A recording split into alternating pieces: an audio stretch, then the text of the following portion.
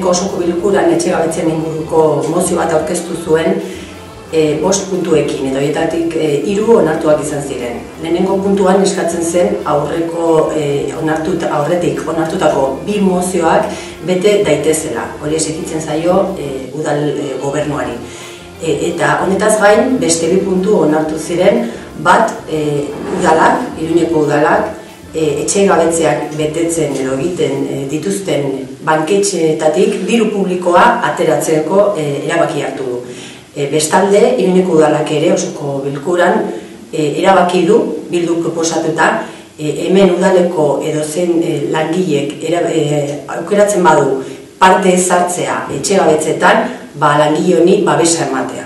Eta aldiz, onartu ziren 2 puntuak eta garrantzitsuak ziren ere, bata zen udaletik, etxe bizitza udal plan bat bultzatzeko konpromezua hartzen genuela, alderdi guztiok, eta beste puntua zen, hain zuzen ere, udalak dauzkan etxe bizitza horiek edo etxegabetzeak sufritu izan dituzten pertsonentzat edo haintzat eskuragarri jartzeko alkiler edo alokairu sozialak bultzatzeko konpromezua. Eta 2 puntu hauek ez ziren onartuak izan, hain zuzen ere, oposizioko talde batek, izquierda ezkerrak, esan zuelako, puntu zehatz batzuetan ados ez zegoela.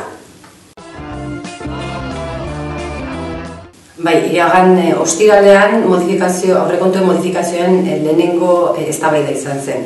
Eta bertan, Bilduk argi utzi izan zuen, uste dugula, oposizio osoak bildu behar dugula, eta amankomuneko proposamen bat eratu, adostu eta hurrengo osoko bilkurara eraman.